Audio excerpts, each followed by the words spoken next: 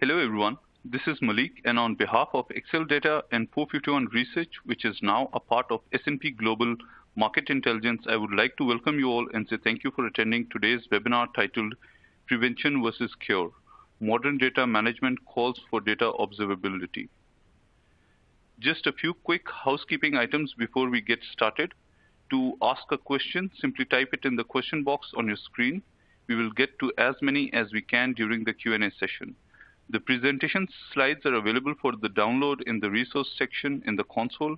And finally, the on-demand version of this webinar will be available shortly after the live event concludes. And with that, I'll turn it over to Paige to introduce herself and kick off this event. Thank you for that, Malik. So I'm Paige Bartley. I'm a senior research analyst with 451 Research, now part of S&P Global Market Intelligence. And I sit on our data, AI, and analytics channel of research, where we cover all things related to essentially the leverage of insight from data within an organization. So I primarily cover all things related to data management, ranging from topics including data integration all the way down to metadata management, data quality, and everything in between. So with that, let's hand this over to Tristan. Thanks, Paige. Hi, everyone. I'm Tristan Spaulding, head of product at Excel Data. Excited to be here today and talk through data observability and what this means for us. Prior to Excel Data, I was a product manager at DataRobot for 5 years, working on complex enterprise machine learning workflows and teams there. So excited to talk about this today. Excellent. So let's move on to the agenda. And rather than going kind of line by line here, I just want to give sort of a feel for how this is going to flow today. And we're really going to have a discussion between Tristan and I. And each of these points on the agenda is really setting the stage or a vignette in the sense of a little bit of a market landscape that's going to open up for a discussion question between Tristan and I. So as we move through here, sort of describing some of the challenges, some of the problems, some of the stage setting here, we're going to be using data from 451 Research, from our surveys, from what we're seeing in the market, illustrating some of the issues, and then sort of posing questions to what I'm seeing as an analyst, and then obviously to what Tristan is seeing on the technology provider side with their customers and with the people that they work with and what they're seeing. So some really unique perspectives here. So what I wanted to start off with was just the modern data estate. So where are we today, and sort of backing up some assumptions with actual data. So I think we all know that the modern ecosystem as we define it in terms of IT is primarily cloud, but how do you really back that up? And a little bit of an excerpt from our technology research here is that while on-premises data platform adoption is waning, cloud adoption is growing, but with much more nuance than in the past. So it's not really just the lift and shift behavior that we were seeing before. Organizations are being much more strategic about how, why they adopt the cloud, what they're doing with it, where workloads are going, and how that pricing is working, how they're actually optimizing for the cloud and utilizing those resources in the best way. So it's much more nuanced than in the past. And when we try to summarize that into a few bullet points here, some of the key themes we're seeing in that cloud adoption, even though it may seem obvious, is that obviously there's a transition away from this lift and shift, copy paste mentality of just getting workloads, up into the cloud as if they could just Control C, Control V like they existed on-prem. But also, multi-cloud and hybrid cloud is becoming much more common. Private cloud is often favored for sort of broader data platforms within the organization. We also see that for new operational workloads, relational databases are still a popular choice, but cloud is preferred for those deployments. And then for analytics workloads, we're really seeing the organizations tend to choose those cloud native environments moving forward. So if we back that up with a little bit of data, looking at our surveys, when we go out into organizations and we ask these practitioners within IT and that are familiar with IT environments what they expect to do within 2 years, and ask them, where do you expect to deploy analytics products and services 2 years from now? This was really a tipping point. This was asked in late 2021, so end of last year. This 2-year time horizon was a tipping point in the sense that essentially the end of last year, 2021, was one of the first times we'd asked this question in which the cloud deployment options became the preferred venue for these analytics products and services, even on that 2-year time horizon. So you'll see that infrastructure as a service, platform as a service, public cloud, and then software as a service and hosted applications were, got about 50% of the vote here in where organizations expected to deploy in the next 2 years for analytics products and services. So data that's really just supporting what everyone essentially expected or suspected all along over the last several years, but really important to have that information to back up those trends. Which essentially leads to our first question here that I wanted to pose to Tristan. And it's, how have cloud adoption trends complicated our effort to manage data quality and consistency as a whole? Tristan, I want to throw that to you. Yeah, thanks. No, I think it's a great question. I mean, I think the first thing that stands out with the customers that we engage with, which tend to be large enterprise customers, is that now you have multiple platforms and multiple locations to look at. So all those investments over the past 10 years, 20 years, those don't go away only because new options become available in the cloud. They actually are still there. You still need to maintain them. And now you're dealing with a new set of skill sets while you maintain that. So one of the challenges we find enterprises have is, how do I keep the old system running while I get up to speed on the new one and move all the data over? So I think this is one aspect that just there's a couple fronts, and the vision in many cases, not all cases, is to have most of that happen on the cloud. But in the meantime, and this may be a 2-year, 3-year process, in the meantime, you're kind of supporting two fronts. I think one of the other aspects that makes it a little challenging is basically a rise in new use cases and new users by the cloud. So people talk about lifting and shifting applications, and it absolutely happens.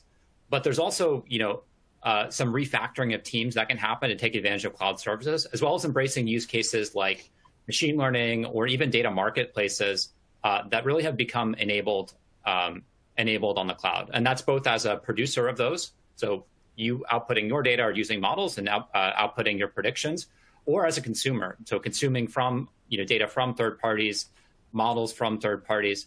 So I think it's become much more interesting and definitely poses some challenges.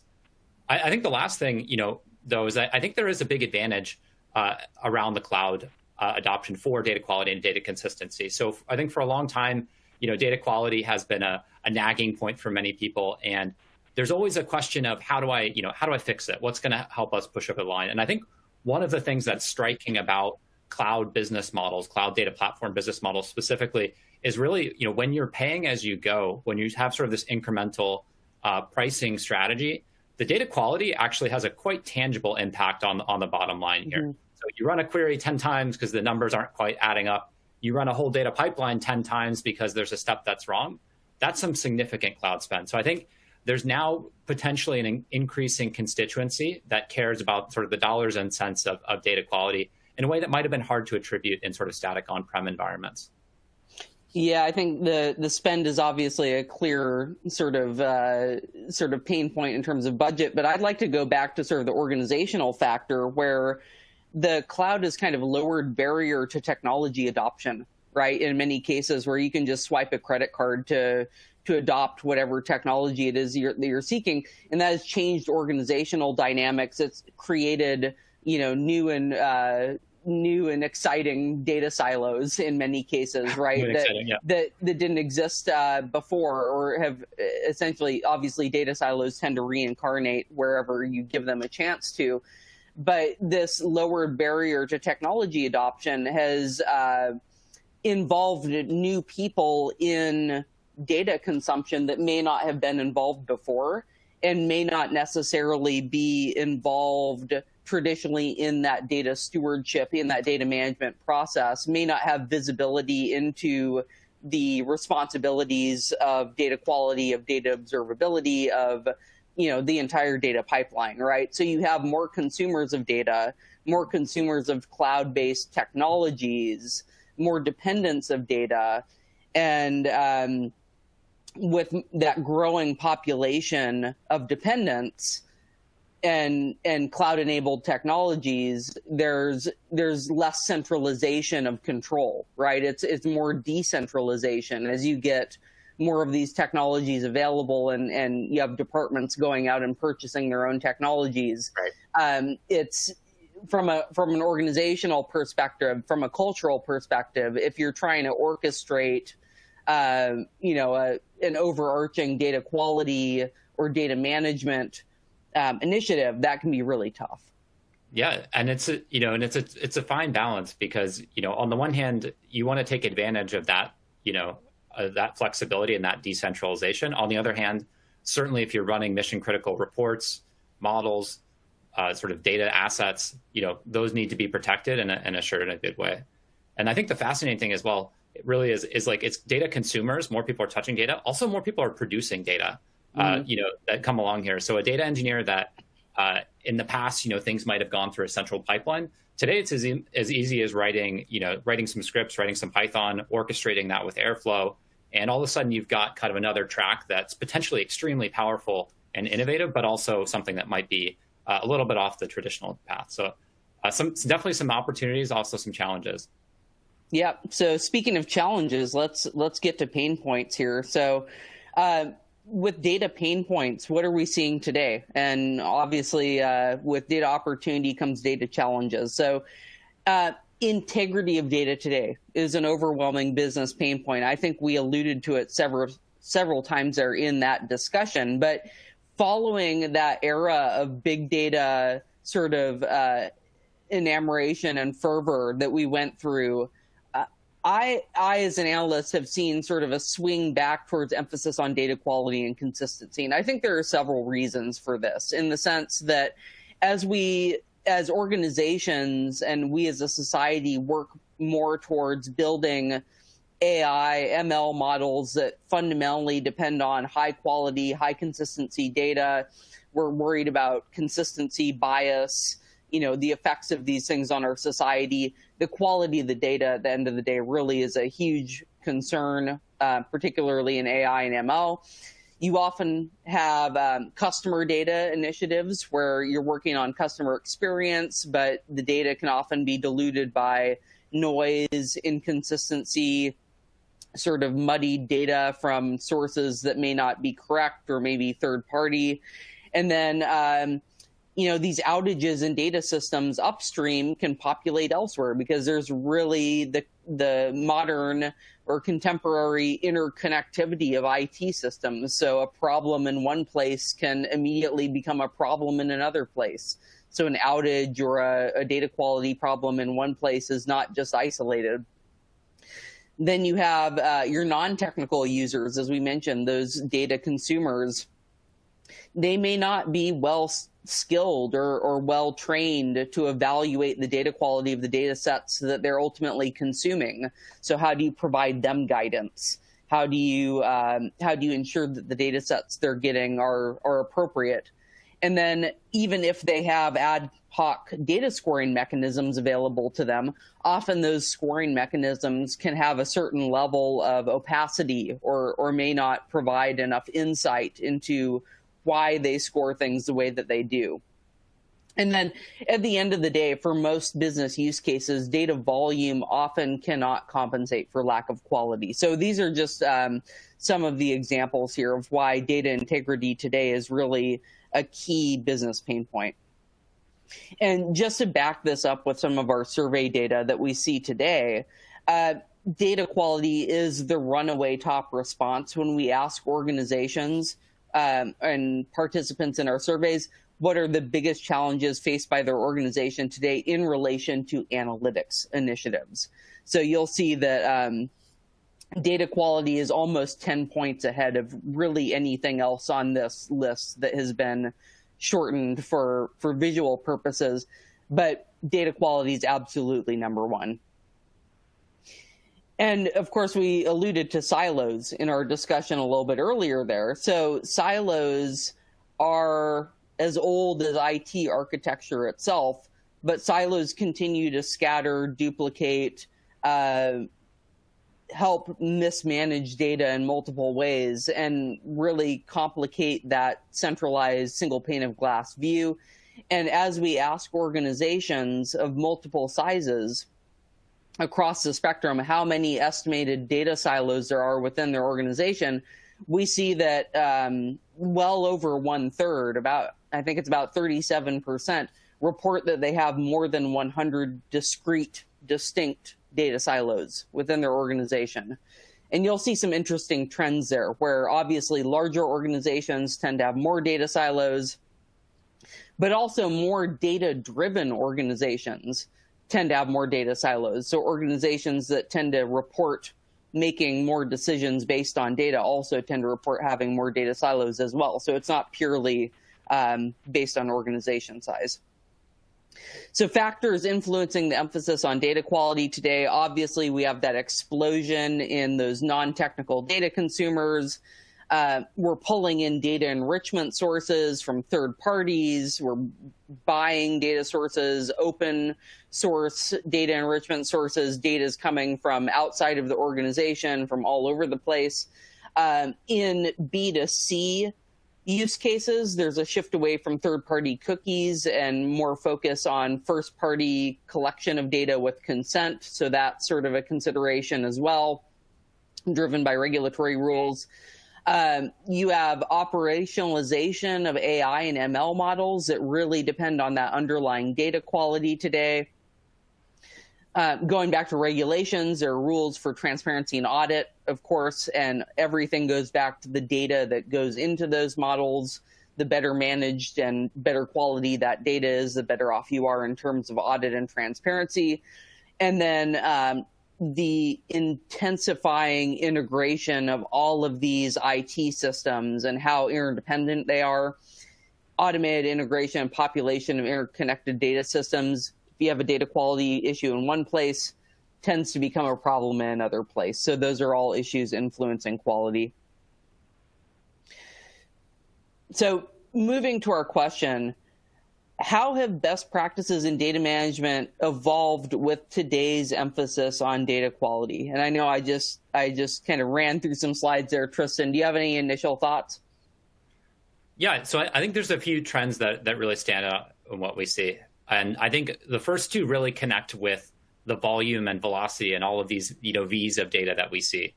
So I think the first one is really an increase in automation where automation is possible. So I think in many cases, that certain things should have a certain percentage of nulls or no nulls, and it should be bad. That the value should be within a certain range.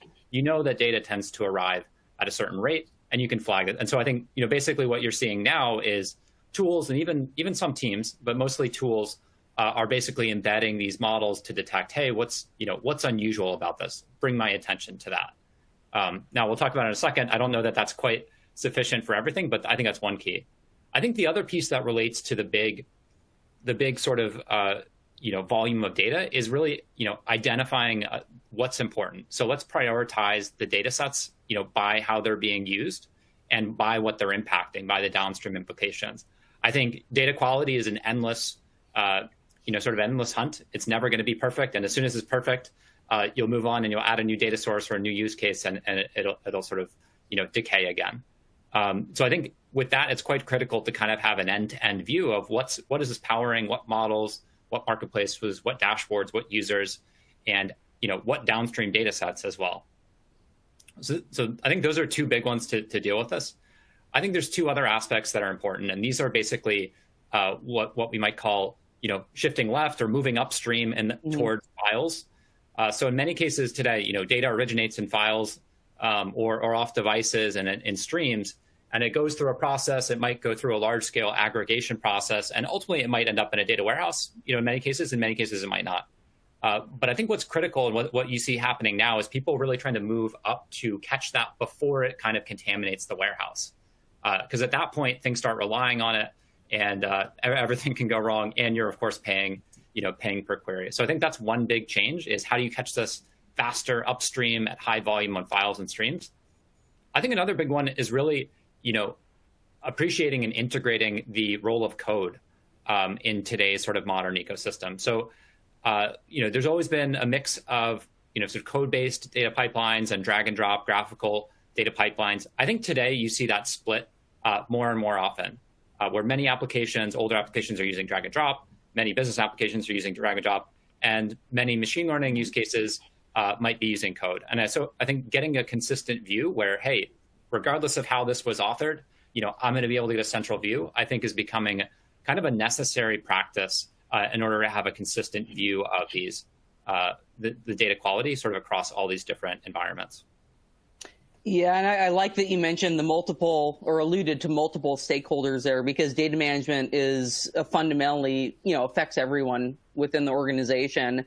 And with so many people, you have sort of the far left-hand side that's very code-heavy development, and then you have the far right-hand side, which is more business-oriented. And all of these people are essentially depending on the same data at the end of the day. So I think in the business context, in the organizational context, it's also a translational problem that these people need supporting technologies that allow them to use their preferred skill sets in a way that are not being isolated from each other, right? Because if your data engineer is, working with their preferred tools and doing something great with data, but it's not being translated into a way that can be used further downstream, it's essentially useless. So when you think about, organizationally, and then also your supporting technology, you need to be able to stitch together those preferences and those skill sets. So I think that's, it's an organizational challenge as well.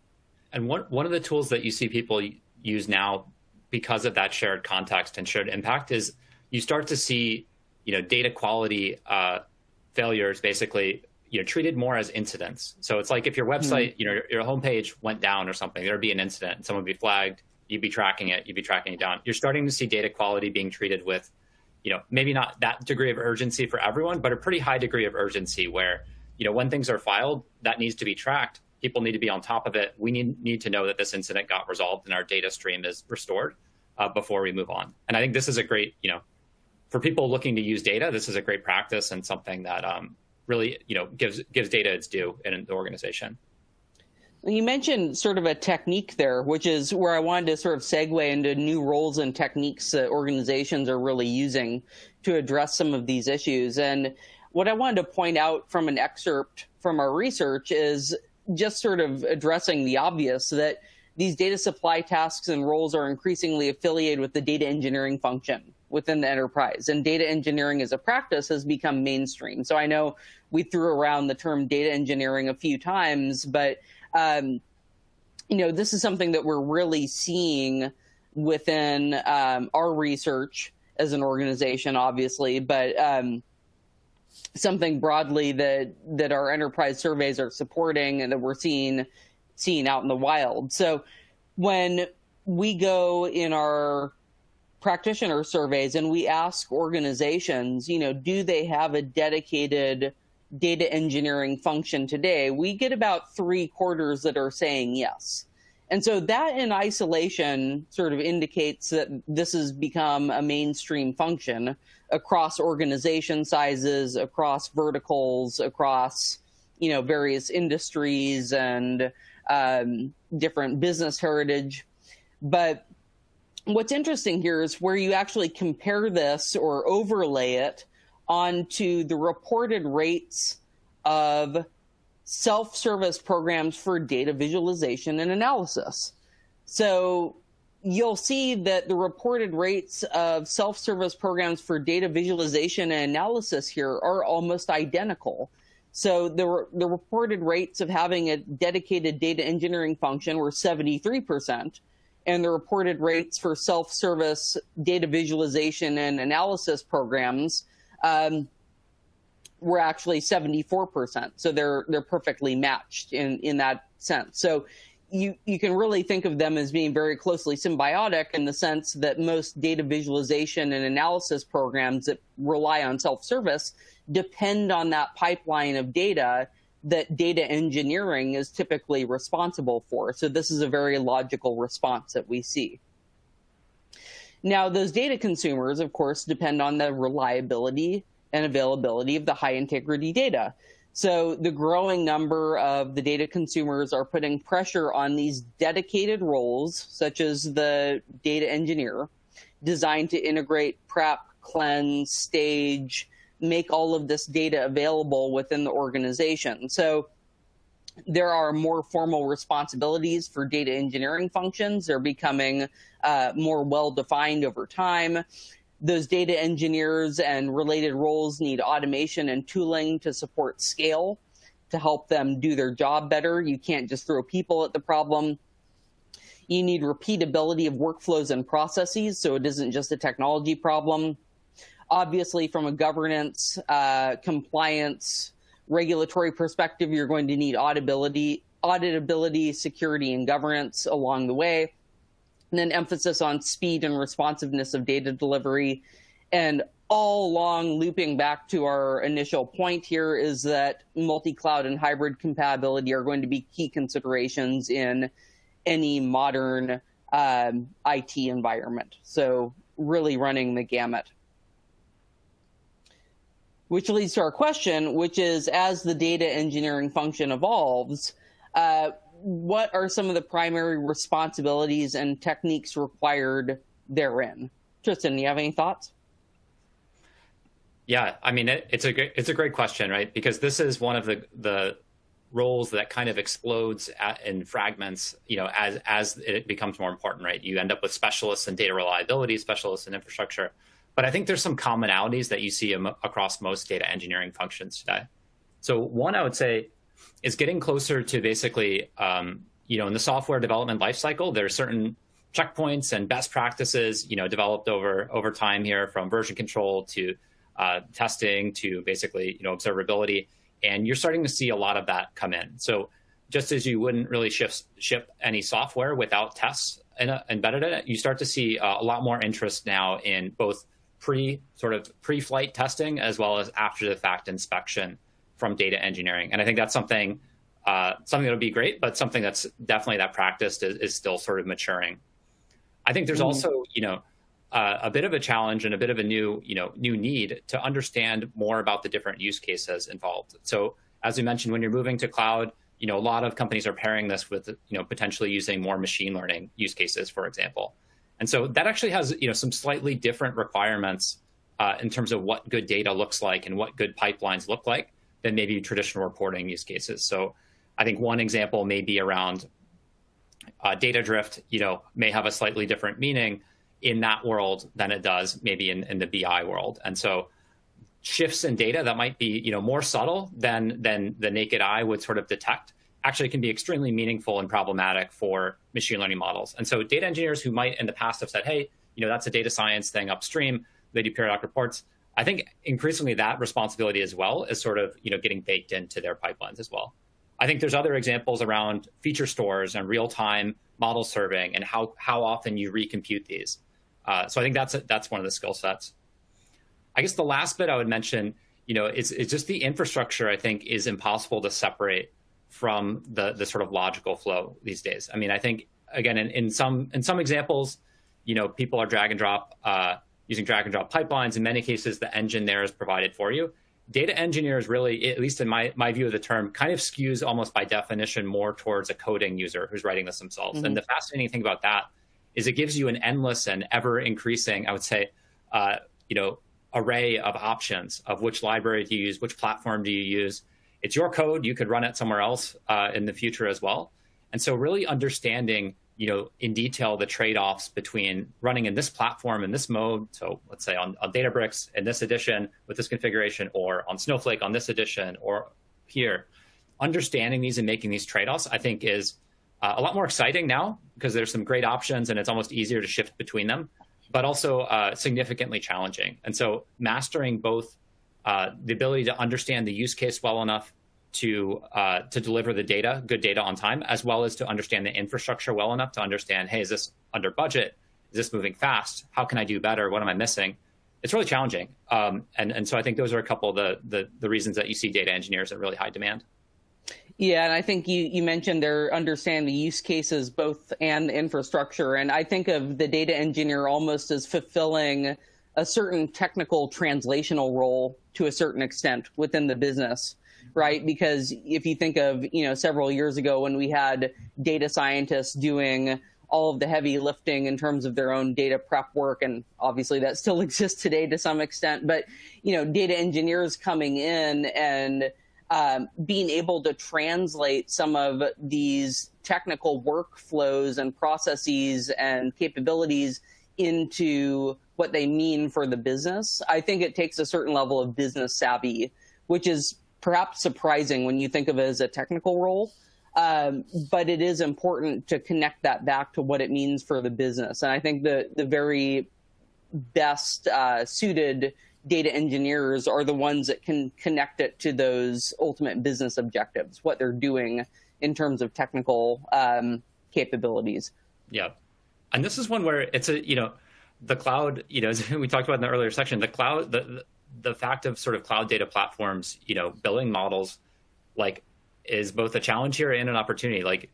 As a modern data engineer, if you're engineering in the cloud, you are aware, or I assure you someone in your reporting chain is aware of what you're spending on these runs, and will be chasing you down at some point. It might be at the end of the year, might be now. And so on the one hand, hey, now you can really show great impact by efficiency improvements. On the other hand, is a little closer eye maybe, as you're developing these pipelines and maintaining them. Okay, well, with that said, why don't we actually get into data observability itself? So that was the headline of this webinar, and I think I just wanted to open this up with a little bit of an excerpt again from our research. So as data systems grow more complex and interconnected, which is a common theme we mentioned earlier, there's pressure to push this data anomaly detection further upstream where potential issues can be caught early. And this is something that we see as a common sentiment across most of IT, this idea of pushing left. So why let a problem or a potential problem sort of fester and snowball downhill when it can potentially be caught earlier, whether that be in code or whether it be in a more technical upstream component? And this is where the idea of observability as a general concept starts to come in. And this is where I want to draw a distinction, because observability is a very buzzy, popular term. Now, observability comes from engineering more broadly. It's essentially looking at the output of systems to infer system health. It's not necessarily specific to data. And this is why I wanted to borrow a little piece of data from one of our surveys where we look at observability in the general IT system sense, not necessarily data observability, but observability in the general IT system sense in the DevOps function of the organization as sort of an indicator of that observability sort of acceptance within organizations, because I really think observability is indicative of sort of that push left to indicate, detect, and address problems really far upstream before they can snowball into data quality problems, before they can become system sort of nightmares, right? So it's sort of a push left into how you address things. So looking at observability adoption in the general IT sense, in the DevOps function, we see that across respondents here, obviously your digital transformation leaders are kind of leading the way with majority in use of observability, but this is also just very broadly a well-acknowledged sort of technology and methodology. But which begs the question, what is data observability specifically? So we're talking about data observability here. And this is sort of a working definition that we have at 451 Research within S&P Global Market Intelligence. And this is observability that's focused specifically on the data layer. Data observability borrows from the same engineering principles as general IT observability, but using monitoring and alerting of data system output to infer data system health and giving users analytical tools to know how to pursue the remediation that will, for instance, stop those anomalies from becoming problems downstream. So emphasis on the data layer and on the data systems where the data lives. So using observability principles on where the data exists within the organization. And data observability is often used for data quality assurance use cases today, but it can also complement those existing data quality efforts that may be more cyclical in nature. And data observability is more proactive. So if you kind of look in this bifurcated view of the world, data observability is a more far left-hand approach that's more proactive, looking at things further upstream as they occur, detecting anomalies early on, whereas your more traditional data quality approaches may be more cyclical, detecting known problems in existing data sets and sort of cleaning them up in a batch fashion. That approach will not necessarily go away anytime soon. You'll need to do sort of cleanup and fine tuning on data sets every once in a while. So I would like to emphasize here that these two approaches are not necessarily mutually exclusive, at least as they exist today.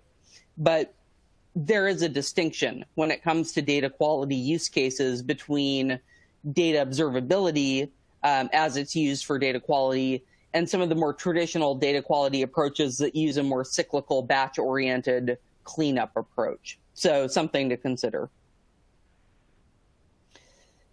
But when it comes to data observability specifically, the question I would like to put forward here is, what do organizations need to consider when they're pursuing that data observability approach? Tristan, are you there? So I think there's a lot to think about on this. I think, it really starts with understanding, what are the downstream use cases and how urgent are they? What's the standard of sort of standard of care, standard of quality that we're looking for here, standard of reliability? Because I think in many cases, when things go beyond, BI reports and internal use cases and out into the external use cases where your end, user of this prediction or this application or this data set is actually a third party potentially paying you money, that's when there's a little bit of an elevated aspect. And so I think being able to handle those becomes quite important. I think there's some other aspects that, end up being pretty significant as you get into it. So certainly, hand in hand with these sophisticated use cases is how complex, and how expressive are they. So certainly on the one hand, you can automate many of these things. You can tell if data is late and things like that. But in many organizations, there's a history of rules here and a need for much more complicated rules that look even across different platforms and say, hey, does this file match my central database? Do these files match each other? These files line up? Are they arriving in the right sequence? Where did this break? Where did this break in the pipeline here? So I think there's a balance of automation versus sophistication and customization that becomes critical as you get going. I think the last two for me, are really around like distinguishing the time to detect from time to resolve. So I think in many cases you want to know, that when something is wrong, and that is very valuable to know sooner. But the ultimate thing you're trying to do is resolve the incident and ideally prevent it in the future. So being able to kind of track down what's the root cause of this or what's the downstream impact and what do I need to do becomes quite critical in order to maintain, the type of SLAs you'd want to maintain with your data that you would want to maintain with your, your company's homepage in terms of software reliability. And then finally, we know data is growing. Use cases are growing. Data is always going to be growing. And so I think, at an enterprise level, really modeling out, what's the TCO here? Like, what's this going to look like when we scale up? And, how much basically how often can we stay apprised of the state of how much data and how many dimensions? I think there's a really fascinating, technology race here, basically on the back end that certainly Excel Data participates in, but certainly something that becomes quite critical as you start looking at managing petabytes of data with, really no diminution of data size or criticality, in sight here. So I think those are a few dimensions across the board here. Yeah, and I think you sort of alluded to it, but really translating insight into action, I think, is one of the key parts of data observability. When you have that understanding of what's happening within your data systems, how do you translate that into direct remediation to make sure that you fix that problem early on? So I think that's not only a technology issue, right? Your supporting technology should clearly play a role in that, whatever supporting technology you're using, but making sure that your human processes, your workflows, your organizational practices support what's required to be done to make sure that that's sustainable and scalable, so that when anomalies or outages or whatever it may be within that data system are observed, that you're not just listening to a smoke detector in your house go off and ignoring it, that you actually get it done, that you do something about it, right? And that there's something to resolve the problem. Yeah, it's a great point. I mean, data quality is troublesome enough as it is. The last thing you want is your data quality, fire alarm going off and not sure, which team in your company to point to, or in many cases might be a third party either giving you data or your cloud service provider or someone on top of that. So I think, translating that insight into action, as you say, is a key step here as well. Well, Tristan, you talked about translating insight into action, and I think you probably have some technology perspectives on that. So did you want to take over and go a little bit deeper into the technology? Sure, happy to do so, and happy to give a quick tour through how we approach this at Excel Data. So just before I jump into that, just to give a little bit of background on Excel Data, we've been around since 2018 and are serving some of the largest, most data-intensive companies in the world as a data observability provider. And really our view on this is around connecting these elements. So we really think in the cloud world, you really can't disconnect the data from the data pipeline from the data compute platform underneath it. And so this is something where, as we look at correlating these signals across layers and finding the results faster, we think there's some good practices and some great results you can see across here. So our mission, we know data is going to be complex. We know data is going to be growing, and we want people, especially people who are using data for these new, dollar-centric use cases, or I should say value-centric. It works. We have customers around the globe here. And so we really provide, what we call multi-dimensional visibility into the data systems, the data pipelines, and the data sets themselves, regardless of sort of where they sit and which platform they're on here. And so, I think with this, I will just jump in and give a quick look here and give you a little sense of what it looks like to tie together data reliability and compute awareness into basically forming multi-dimensional data observability. Let's pull up the screen share here. All right. Paige, would you mind letting me know if you can see this well? Yeah, I think I can. Hang on. Right there? Yeah, all right, great. Yeah, I can. Thank you. Thanks so much. Great. Well, I want to start here and then basically go through the tour of how we get this and what to do with it. So what we're seeing here is an overview basically of an enterprise's data lake. So this is looking at data assets. It's making the larger assets larger, and it's basically plotting them across two very important dimensions. One is the data reliability, and we'll talk about what that means in a second, but essentially a multifaceted view of how much coverage you have on a data asset and how successful you are with that. It's plotting that against something equally important, which is the actual usage of this. So how often is this data set actually being touched by end consumers? And so down here, you have assets that potentially are not really used very much. And they might or might not have good quality, but these are likely not the ones where you wake up in the morning and say, hey, let's make sure we add some more coverage on this. Let's make sure we fix it. It's actually these data sets, these ones that are used a lot, that have low reliability, that you really want to dig in on and inspect. And so as we go through this, we'll sort of untangle what this means, what this translates back to on the back end side. But I think it's important as we look at this, really just to not try to chase everything, but really ruthlessly prioritize against the business impact and the cost as well. So this is the ultimate view of the warehouse. What I want to do is take us through a specific example through this of what it looks like underneath. So many of those were Snowflake tables. So they're on Snowflake. And what I'm going to do is basically give you a little insight into where those tables live and what's underneath them. So these are some of the tables we looked at. But what we're looking at here is essentially a view of our Snowflake usage across the board. So identifying the up and to the right that you will see characteristically in many cases on successful cloud adoption, and basically breaking this down across several elements in here. So why does this matter? This matters because as you're working with data sets in the cloud, these might be new platforms. There are many best practices that maybe don't happen. What you're going to find is your rate of consumption of these significantly affects what you're able to do. So in this case, we've had a demo account here and we're able to go over. But what you'll find is your data pipelines don't run as well, and your finance team is not as happy if you end up consuming past your current contract with the cloud provider. And so this is an example where really mastering and locking down, hey, this data set under here that we're using and we're querying with Snowflake, this has a failing data quality. This one has failing drift. This one has a failing data reconciliation policy, so it has essentially too few rows relative to its upstream tables. By tracking this down, we're basically able to reduce some of the spend here and increase the efficiency. The other aspect we look at this as things grow is basically identifying failures in sort of cloud resource management. So in many cases, you will find people taking on these data sets, bringing them in, querying them.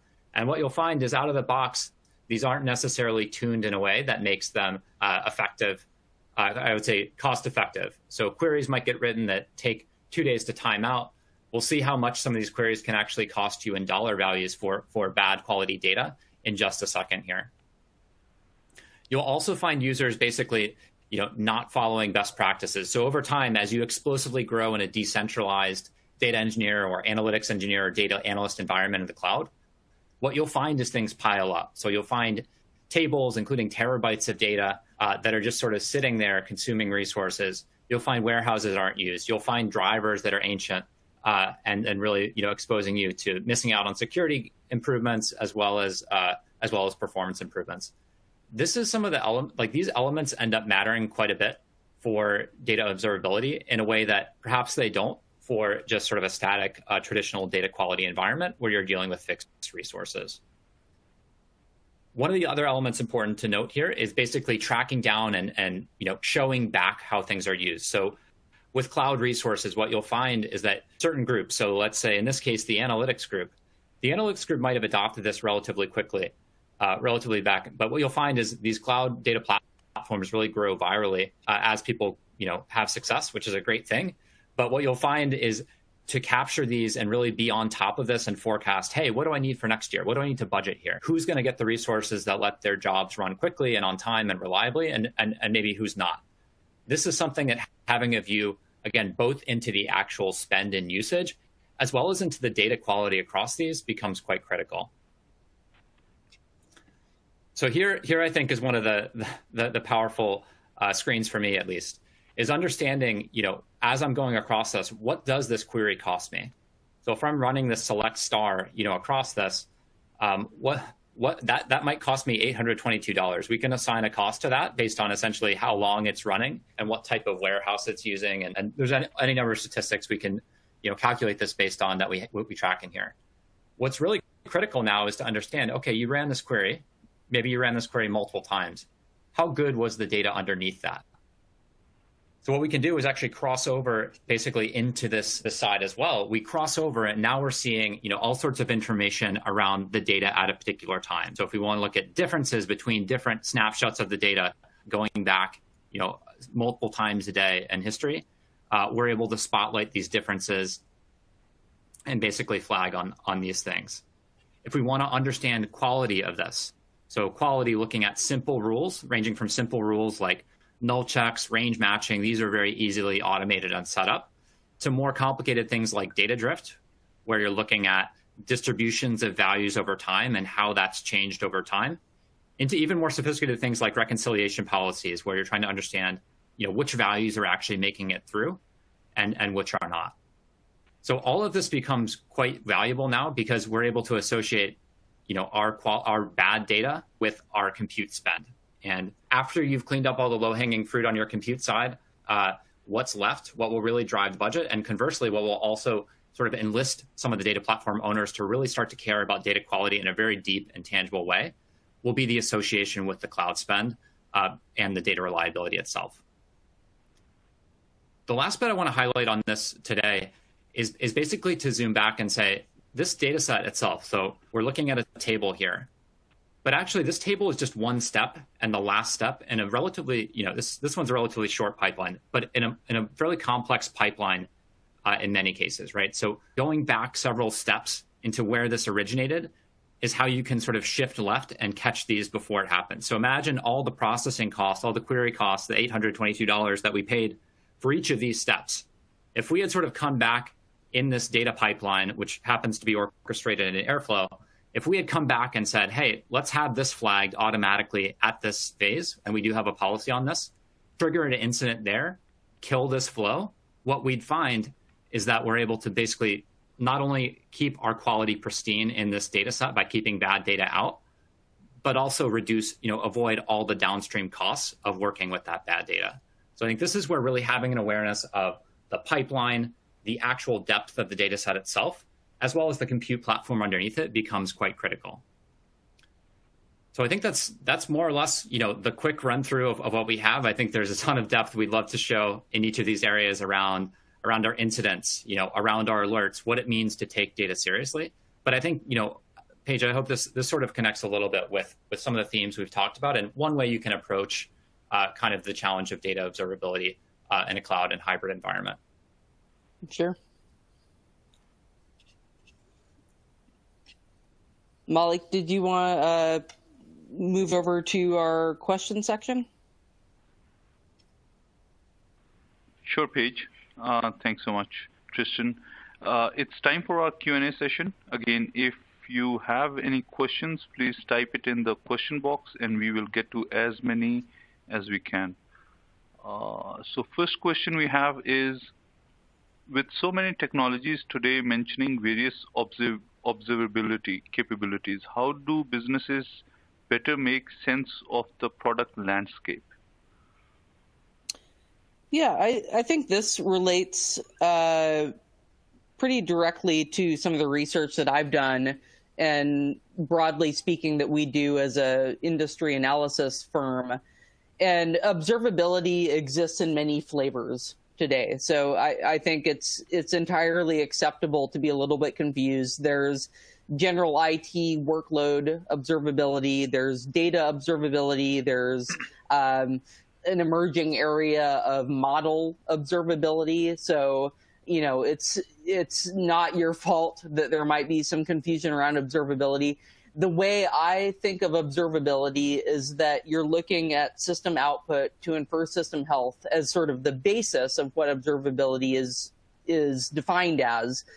But the type of observability is sort of the abstraction level of what layer of the IT stack are you looking at. So for data observability, you're focused on the data layer. So where does that data live within the organization? What are those data systems? What are the data warehouses? Where does the data populate? Where does the data come from?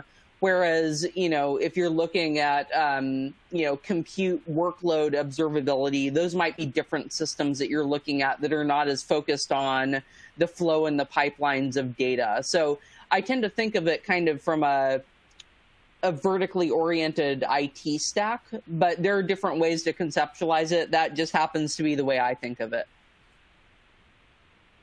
Yeah, I mean, I think my view is similar. Like, I think, for me, it starts with, what is the key use case that we're trying to drive here? If kind of one of the key, business transformation initiatives is, hey, we need to move to the cloud, or, hey, we need to start monetizing, data in an effective way. We need to be using data marketplaces, or, hey, we need to be using machine learning and predictive. And like that's the time when it's quite hard to do those things without going, the next level deeper on what your data looks like, where it's coming from, what's processing it, and how you optimize all of that.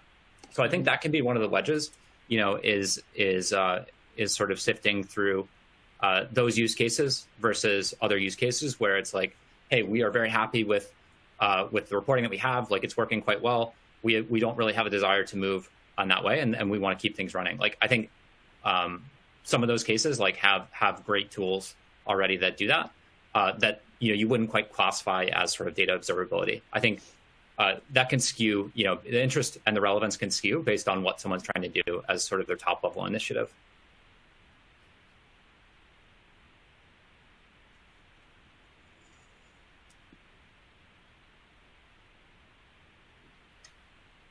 Malik, do we have a follow-up question?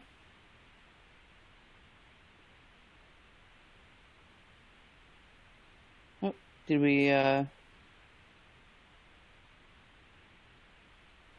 we might have lost them. Yeah, it's okay. That's okay. I think we can. I'll try to anticipate one that I think certainly we are. Oh. Well, we have a few more questions here in the Q&A. So let me see. Well, I think we addressed kind of the next one, which is how is data observability different from software observability? Yeah. So that's one that came up, and so another one was which job role is the user of data observability? Is it analysts, data engineers, or data scientists? Yeah, so I think our view on this at Excel Data really is that another way to slice this is to look at the data. Are you more a data producer or a data consumer?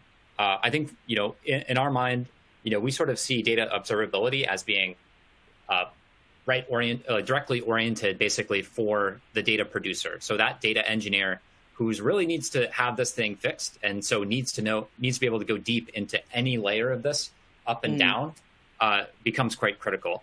I think, there are roles for, I think, data scientists and analysts. I think they benefit from data observability more as downstream consumers. But in my sense, like it might be a little less. They might be a little bit upstream, or rather downstream of what's happening in the data observability layer. So I would say data engineers is what we see. Yeah, and I would just very quickly reflect that it's commonly what we're seeing when you talk about data observability technology.